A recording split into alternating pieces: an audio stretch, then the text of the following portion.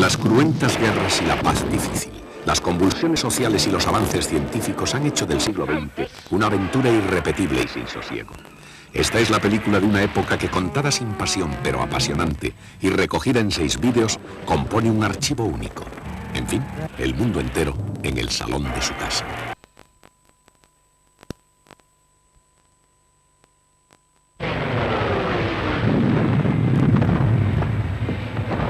Al mismo tiempo, al otro lado del mundo es el Pacífico el que se incendia. El 7 de diciembre de 1941, la Armada Naval japonesa, que silenciosamente se ha ido acercando a las islas hawaianas, lanza sus aviones sobre la gran base americana de Pearl Harbor.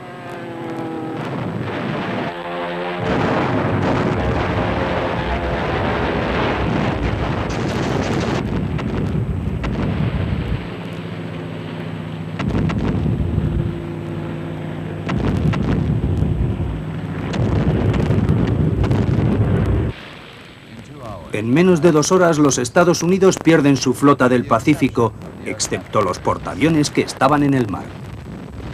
La marea japonesa se extiende por toda la región.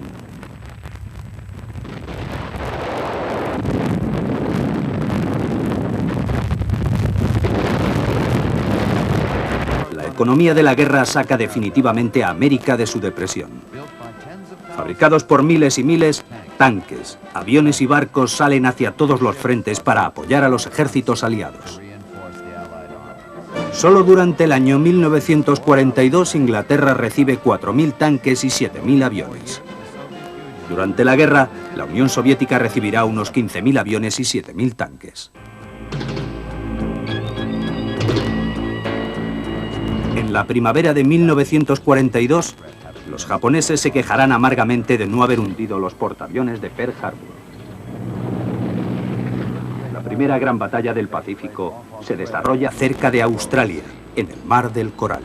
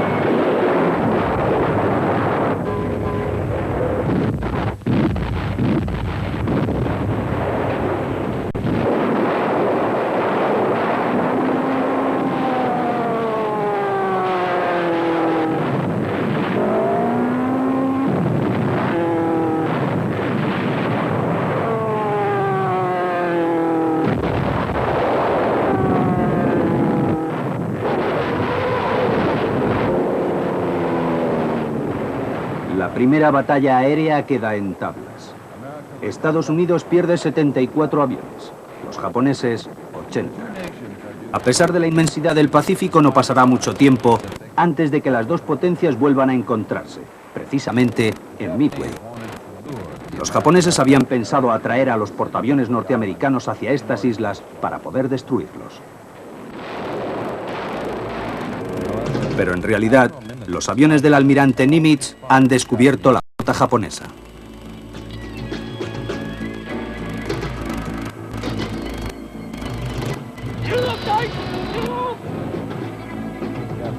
El buque insignia japonés es el primero en ser alcanzado con todos sus aviones sobre la cubierta.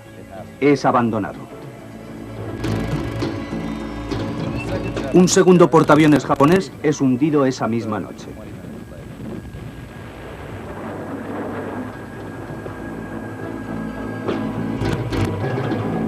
El único portaaviones que queda intacto es hundido al día siguiente. Indudablemente es el cambio de situación más rápido en la historia naval. El almirante Nimitz ha tenido suerte, pero los resultados son obvios. 6 meses después de Pearl Harbor, los japoneses han sufrido una derrota total. En el norte de África, durante el año 1942, el grueso del ejército se mantiene en la incertidumbre. Desde su llegada a Libia, Rommel, el gato, juega con el ratón británico. Tobruk y sus 25.000 hombres caen en manos de los alemanes. Los ingleses, expulsados de Cirenaica, huyen hacia Egipto con Rommel en los talones. Rommel, a quien Hitler ha nombrado mariscal de campo. Egipto parece perdido. Los alemanes están a unos pocos kilómetros, en el Alamein, pero están agotados. Rommel, con tan solo 15 tanques, pide refuerzos para la batalla decisiva. Churchill, quien aún espera su primera victoria, llega con refuerzos a Egipto el 4 de agosto. Sin tardanza nombra 2 nuevos generales al mando del ejército africano, Alexander y Montgomery. El 8 de noviembre de 1942, americanos y británicos desembarcan en Argelia y Marruecos. Obsesionado con la guerra rusa, Hitler se desentiende de lo que está sucediendo en el Mediterráneo.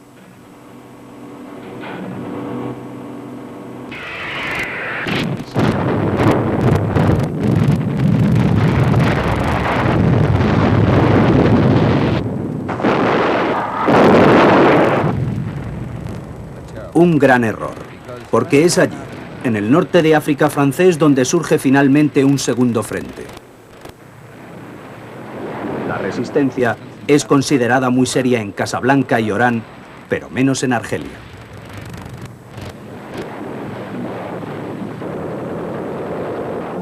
Sin embargo, el general Eisenhower obtiene del almirante Darlan la entrada en guerra de los territorios africanos franceses. El contraataque de Hitler es inmediato. El 10 de noviembre los alemanes invaden la zona libre y alcanzan la Riviera. En Toulon, el almirante al frente de la flota francesa se ha negado a unirse a África del Norte sin órdenes directas de Pétain. Atrapada la escuadra, el sabotaje logra hacerse justo a tiempo mientras los alemanes observan. Mientras, al otro lado del Mediterráneo llega el último acto. Montgomery unirá su nombre a la primera victoria británica, el Alamein. El ataque británico tiene lugar el 23 de octubre mientras Rommel sigue esperando sus refuerzos. Para el Afrika Korps es la última batalla y esta vez las probabilidades son muy desiguales.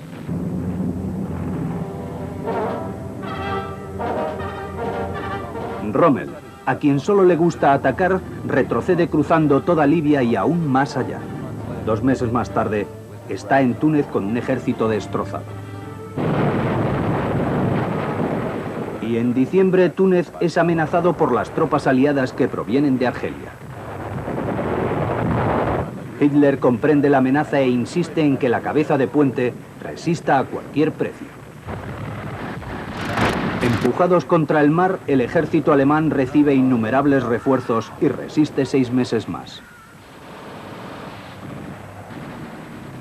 En mayo del 43, las potencias del eje son finalmente derrotadas. 250.000 alemanes son tomados prisioneros.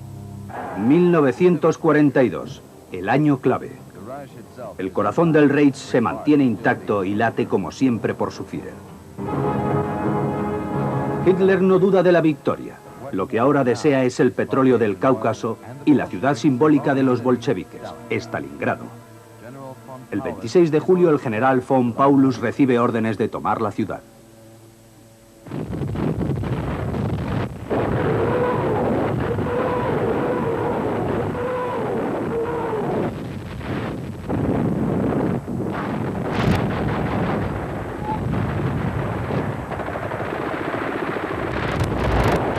Exhaustos, la Wehrmacht llega a los suburbios de la ciudad en octubre. Bajo ninguna condición, Stalingrado piensa rendirse.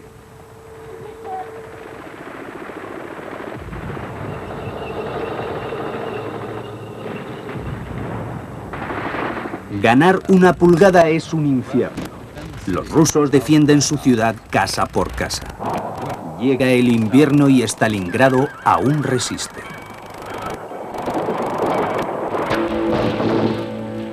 Hitler no quiere aceptar lo inevitable. El ejército está aislado, demasiado extendido. Abastecimientos, tanques y gasolina empiezan a escasear.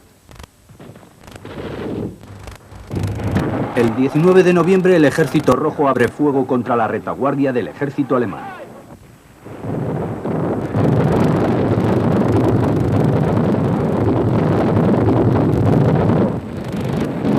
$7.000 cañones de artillería atacan las posiciones enemigas.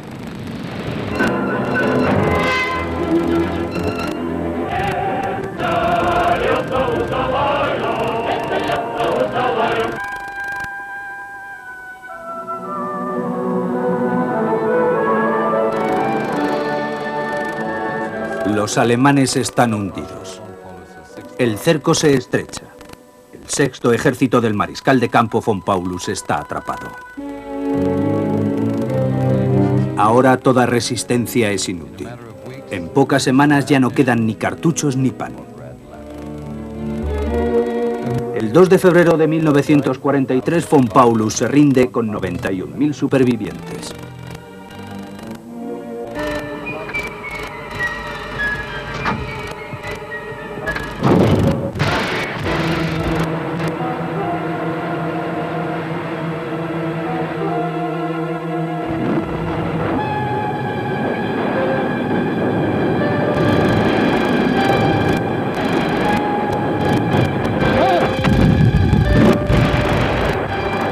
En 1942 fue desastroso para los convoyes aliados. Marinos alemanes los han cazado por docenas y han hundido más barcos que los que América puede construir. Poco a poco, los aliados ganan el dominio del mar. En 1943, Alemania sufre la pérdida total de más de 200 submarinos.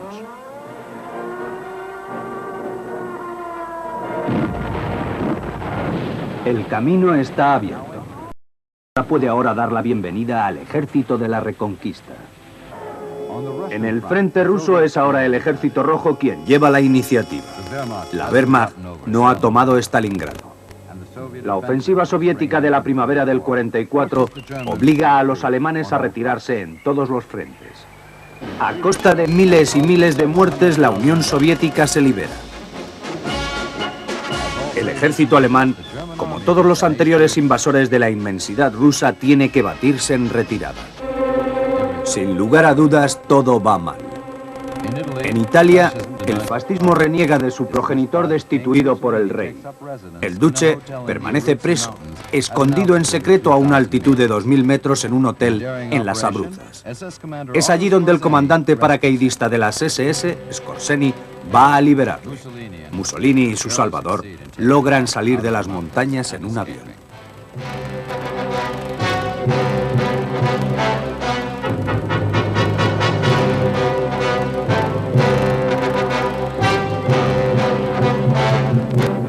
El 15 de septiembre de 1943, Hitler da la bienvenida a su casi irreconocible amigo en sus cuarteles generales en Ravensbrück. De ahora en adelante, el destino del duce está unido al de los alemanes. Solo es una marioneta colgada de Hitler. Estas bombas están destinadas para Alemania, a quien someten a un bombardeo diario. El camino de Londres a Berlín es largo y muchas de estas valientes tripulaciones nunca verán las costas de Inglaterra otra vez.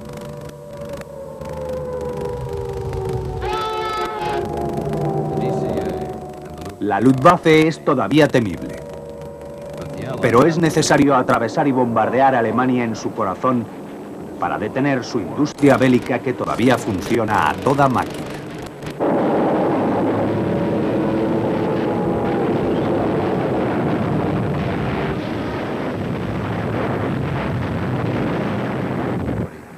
En julio de 1943, los aliados dan el primer paso dentro de Europa con su desembarco en Sicilia y 2 meses más tarde en Italia. El fascismo se aterra y se derrumba. Italia se rinde, pero la resistencia alemana es interminable. Más de 8 meses son necesarios para que los aliados puedan penetrar en Monte Cassino. El histórico monasterio es destruido durante la batalla. El camino a Roma queda abierto. En 9 largos meses de combate son todavía necesarios antes de que toda Italia pueda ser liberada.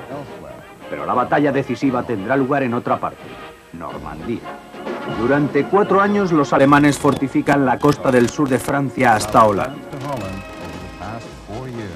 Obras formidables que amparan gigantescos cañones.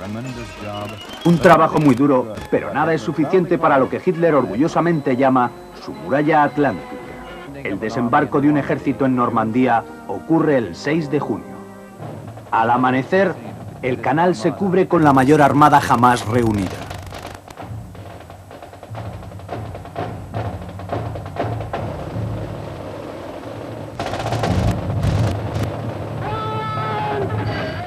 Es una sorpresa total. Rommel está en Alemania celebrando el cumpleaños de su esposa.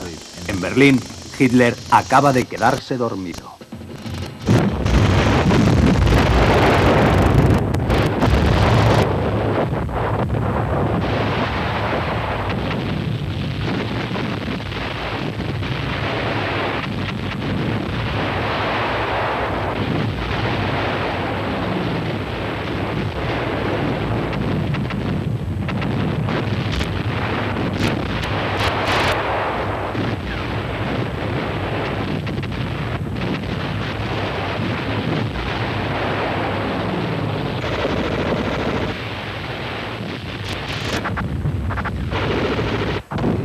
En la tarde del 6 de junio los aliados pueden respirar tranquilos. El desembarco ha triunfado. Una sólida cabeza de puente ha sido construida. Los alemanes reaccionaron pronto y las operaciones se retrasan. Se necesita más de un mes para que los aliados puedan liberar Caen. Hasta el mes de agosto no cede el ejército alemán y se ve obligado a marcharse en retirada. El 15 de agosto se realiza el desembarco en Provenza. Delat libera Marsella y Toulon. El movimiento de liberación se acerca, pero Hitler aún no ha dicho la última palabra. Con su extraordinaria maquinaria, todavía se cree capaz de cambiar el curso de la guerra. Es la nueva arma V, la V1, la bomba volante. No hay duda de que los científicos alemanes han trabajado bien. La V1 siembra el pánico en Inglaterra.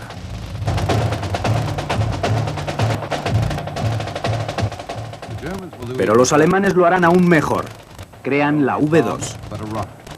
Una bomba que es al mismo tiempo un cohete y se abre camino a través del espacio.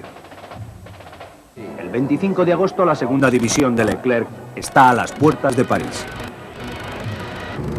En noviembre los 6 ejércitos aliados del frente occidental lanzan una ofensiva conjunta. Los aliados creen que podrán celebrar la Navidad con toda tranquilidad, pero el 16 de diciembre son sorprendidos por un violento contraataque en las Ardenas.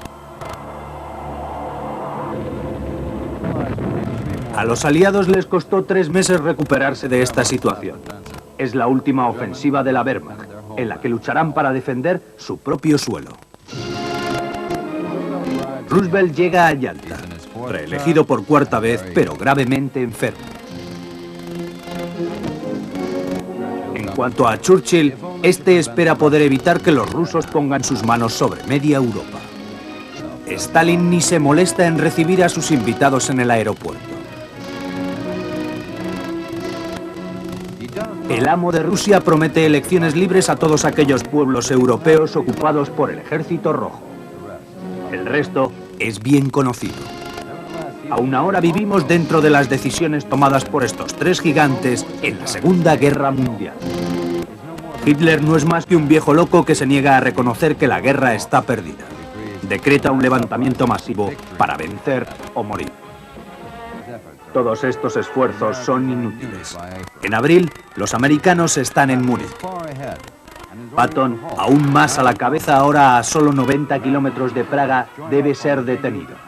Americanos y soviéticos se unen en los ríos Danubio y Elba.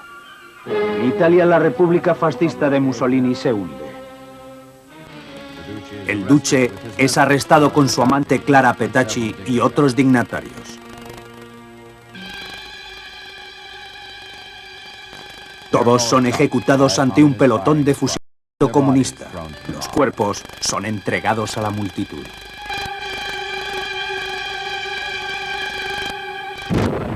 Queda Berlín, donde Hitler se mantiene atrincherado con 3.000 hombres. Los rusos son los primeros en llegar a la capital del Reich.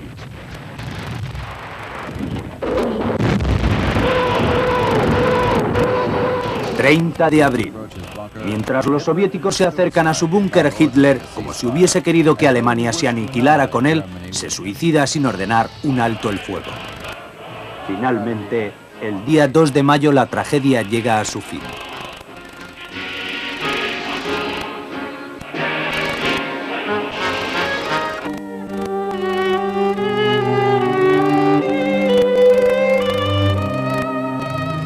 Esta victoria no es como ninguna otra. Ahora los aliados lo saben. El mundo conoce lo nunca imaginado. La muerte organizada y planificada. Un proceso puesto a punto como una solución racional al problema judío, al de los gitanos y también al de muchos otros considerados por los nazis como razas inferiores que invaden el Reich, ocupan su tierra y son un obstáculo en su deseo de alemanizar el mundo. El 7 de mayo de 1945, el general Jodl firma la total e incondicional rendición de la Wehrmacht en Reims. Vestido de uniforme y con un bastón de mariscal de campo en las manos, Keitel reafirma al día siguiente la rendición alemana en Berlín. La imponente flota norteamericana es dueña del Pacífico.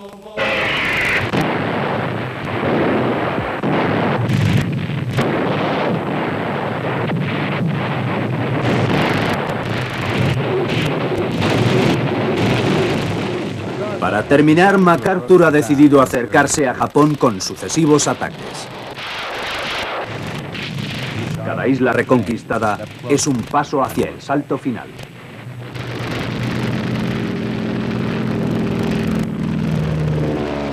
En abril, los hombres del ejército norteamericano desembarcan en Okinawa, a tan solo 600 kilómetros de las costas japonesas.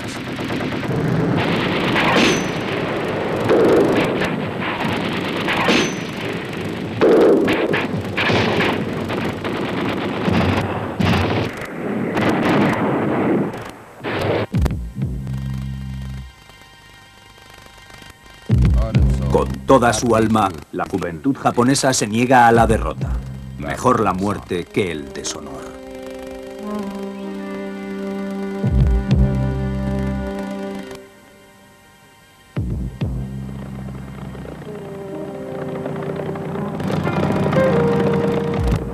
Los pilotos kamikazes salen a sus últimas misiones.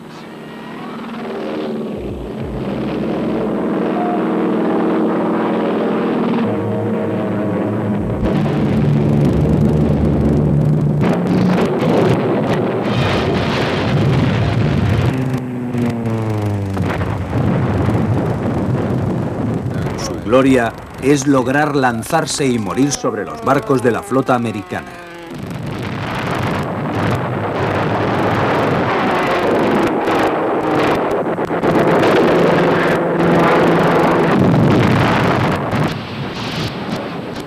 América está impresionada con la desesperada resistencia de los japoneses. Conquistar la más pequeña isla es un infierno. La reconquista del Pacífico está casi lograda, pero el precio pagado es excesivamente alto. Pilotos americanos con problemas para regresar de sus misiones no pueden olvidarlo. En los Estados Unidos, Truman ha reemplazado a Roosevelt. El nuevo presidente quiere poner fin a esta guerra interminable. Decide usar una nueva arma con la cual los científicos americanos han estado experimentando. Es la bomba atómica.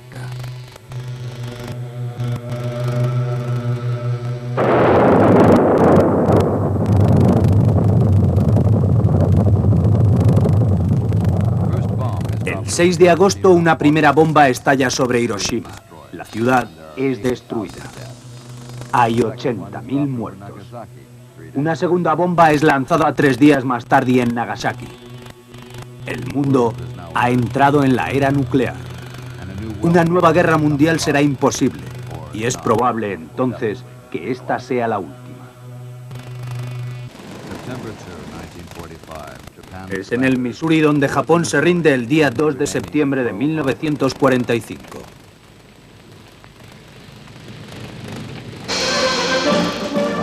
Es tiempo de paz. La gloria de los campos de batalla pronto cubrirá a Eisenhower con otras coronas de laurel.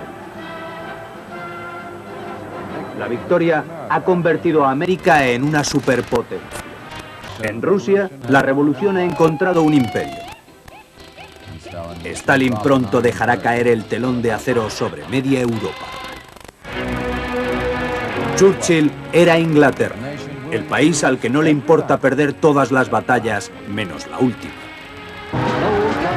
Europa emerge de su segunda gran guerra en la primera mitad del siglo.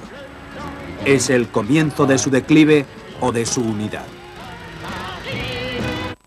El próximo vídeo tendrá por argumento el nacimiento de los nuevos estados. Nos llevará a los orígenes de Israel y a la China de Mao, y a Corea y a Vietnam, dos símbolos. Nos enseñará cómo las guerras civiles, las revueltas sociales y los imperialismos que se resisten a morir han cambiado el mapa del mundo.